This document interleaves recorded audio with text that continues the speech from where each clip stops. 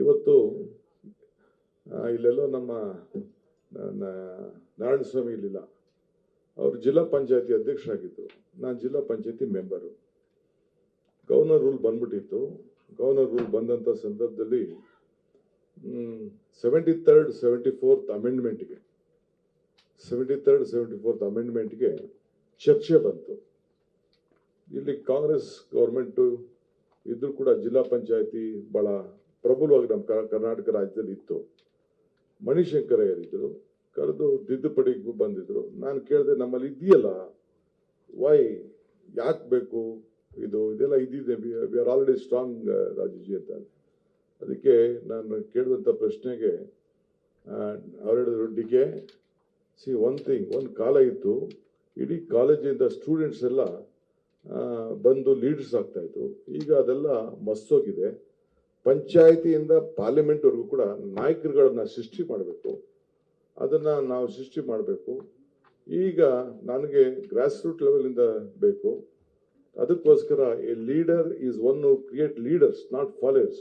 So ಈ ಪಂಚಾಯತ್ ರಾಜ್ ವ್ಯವಸ್ಥೆಯಿಂದ municipality, corporation, ಗ್ರಾಮ ಪಂಚಾಯತಿ, ಜಿಲ್ಲಾ ಪಂಚಾಯತಿ ಇದೆಲ್ಲ ಕೂಡ ನಾಯಕರುಗಳು ಅಲ್ಲಿಂದ ಸೃಷ್ಟಿ ಆಗಬೇಕು. ಅದಕ್ಕೆ ನಾನು ಈ ಅಮೆಂಡ್ಮೆಂಟ್ನ ಎಲ್ಲ ಸೆಕ್ಷನ್ಗೂ ನ್ಯಾಯ ಕೊಟ್ಬಿಟ್ಟು ನಾನು ಇದನ್ನ ತರ್ತಾ ಇದ್ದೀನಿ ಅಂತ ಹೇಳಿದ್ರು. ಅವರೇ ನನ್ಗೆ ಕೊಟ್ಟಿದ್ದು, A leader is one who create leaders, not followers. ಅದನ್ನು ನಾನು ಅವ್ರು ಕೊಟ್ಟಂಥ ವಾಕ್ಯನ, ಇದೇ ಸಂಕಲ್ಪ, ಇದೇ ಅವರ ಮಾರ್ಗದರ್ಶನ ಅಂದ್ಕೊಂಡು ಪ್ರತಿ ಹಂತದಲ್ಲೂ ಕೂಡ ನನ್ನ ಬದುಕಿನಲ್ಲಿ ಅದನ್ನು ಕಾರ್ಯರೂಪಕ್ಕೆ ತಂದುಕೊಂಡು ನಾವು ಬರ್ತಾ ಇದ್ದೇನೆ. ಇನ್ನು ಬಹಳ ವಿಶೇಷವಾದಂಥ ವಿಚಾರ, ನಮ್ಮ ಚಂದ್ರಶೇಖರ್ ಮೂರ್ತಿ MP ಇದ್ರು. ಅವ್ರ ಕೈಲಿ ಪಾಸ್ ತಗೊಂಡ್ರು. 21ನೇ ವರ್ಷದಿಂದ 18ನೇ ವರ್ಷದಿಂದ ಇಳಿಸುವಂಥ ಸಂದರ್ಭ. ಇವತ್ತು ಯಾರು BJP ಅವ್ರು ಮಾತಾಡ್ತಾ ಇದ್ದಾರೆ, ಜನತಾದಳ ಮಾತಾಡ್ತಾ ಇದ್ದಾರೆ. ಅವತ್ತು ಇಬ್ಬರೇ ಇದ್ದಿದ್ದು, ಅದ್ವಾನಿ ಅವರು ಮತ್ತು ನಮ್ಮ ವಾಜಪೇಯಿ ಸಾಹೇಬರು ಇದ್ದಿದ್ದು. ಅವತ್ತು ನಮ್ದು ದೊಡ್ಡ ಮೆಜಾರಿಟಿ ಇತ್ತು.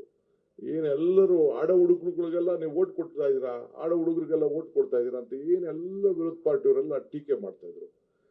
ನಾನು, ನಮ್ಮ ರೇವಣ್ಣ, ಇನ್ನೊಂದಿಬ್ಬರೆಲ್ಲ ಸೇರಿ ಪಾಸ್ ತಗೊಂಡು ನಾವು ಹೋದೋ ಆವತ್ತಿನ ಕಾಲದಲ್ಲಿ ಪಾರ್ಲಿಮೆಂಟ್ಗೆ. ಆ ಡಿಬೇಟ್ ಟ್ರಿಪ್ ನಾವೆಲ್ಲ ಯೂತ್ ಕಾಂಗ್ರೆಸ್ ಇಂದ ಬಂದವರಲ್ವಾ, ಹೋಗಿ ಏನಾಗ್ತದೆ ಏನು ಎತ್ತ ಅಂತೇಳಿ ನಮಗೆಲ್ಲ ಒಂದು ಭಾಳ ಕುತೂಹಲ. ಅವತ್ತಿನ ಭಾಷಣ ಇವತ್ತು ಡಾಕ್ಯುಮೆಂಟಲ್ಲಿ ಇದೆ, ನೀವೆಲ್ಲ ತೆಗೆದು ನೋಡ್ಬೇಕು. ನೀವೆಲ್ಲ ಅವ್ರು ಏನು ಹೇಳಿದ್ರು ಅಂತಂದರೆ, ನೋಡಿ, ನಾನು ಈ ದೇಶದ ಕಾಯ್ಲಿಕ್ಕೆ 14 ವರ್ಷಕ್ಕೆ SSLC ಪಾಸ್ ಮಾಡಿದವ್ರಿಗೆ ನಾವು ಮಿಲಿಟ್ರಿಲಿ ಕೆಲಸ ತಗೊಳ್ತೀವಿ. ಮಿಲಿಟ್ರಿಲಿ ಕೆಲಸ ತೆಗೆದುಕೊಂಡು ನಾವು ಅವ್ರಿಗೆ ಬಂದೂಕ ಕೊಟ್ಬಿಟ್ಟು ಈ ದೇಶವನ್ನ ಕಾಯಿ ಅಂತೇಳಿ ಗಡಿಲಿ ಬಂದೂಕ ಕೊಟ್ಬಿಟ್ಟು ನಾವು ಅವ್ರನ್ನ ನಿಲ್ಲಿಸ್ತೀವಿ. ನೀನು ಕಾಯಪ್ಪ ಅಂತೇಳಿ ಮಿಲಿಟ್ರಿಲಿ ಕೆಲಸ ತಗೊಂಡು ಏರ್ಫೋರ್ಸ್ ಇರ್ಬೋದು, ಇಂಡಿಯನ್ ಆರ್ಮಿ ಇರ್ಬೋದು, ನೇವಿ ಇರ್ಬೋದು, 16 we are going to admit them, we are going to train them. You just ನಮ್ಮ ಕಂಟ್ರಿನ ರಕ್ಷಣೆ ಮಾಡುವಂತ ಕೊಡ್ತೀವಿ. ಆ ಕಂಟ್ರಿನ ರಕ್ಷಣೆ ಮಾಡೋಂಥವ್ರಿಗೆ ಪ್ರಜಾಪ್ರಭುತ್ವ ವ್ಯವಸ್ಥೆಯಲ್ಲಿ ಒಬ್ಬ MLA ಆಯ್ಕೆ ಮಾಡಬೇಡ, ಒಬ್ಬ MP ಆಯ್ಕೆ ಮಾಡಬೇಡ, ಒಬ್ಬ ಪಂಚಾಯತ್ ಮೆಂಬರ್ ಆಯ್ಕೆ ಮಾಡಬೇಡ. ಅವ್ರ ಮೇಲೆ ನಂಬಿಕೆ ಇಲ್ಲ ಅಂದ್ರೆ ಹೆಂಗೆ? I believe in the youth of this country. I believe. ಅದಕ್ಕೋಸ್ಕರ ನಾನು ಈ 21 ವರ್ಷದಿಂದ 18 ವರ್ಷಕ್ಕೆ ನಾನು ಈ ಸಂದರ್ಭದಲ್ಲಿ ನಾನು ಮಾಡ್ತೀನಿ ಅಂತೇಳಿ ಪಾರ್ಲಿಮೆಂಟಲ್ಲಿ ಅವರ ಕೊನೆಯ ಮಾತು ಅಂತ ಒಬ್ಬ ದೊಡ್ಡ ನಾಯಕನನ್ನ ಇವತ್ತು ಈ ದೇಶದ ಐಕ್ಯತೆ, ಈ ದೇಶದ ಸಮಗ್ರತೆಗೋಸ್ಕರ ಗಾಂಧಿ ಕುಟುಂಬ ಮಾಡಿದಂಥ ತ್ಯಾಗ ಇದೆಯಲ್ಲ,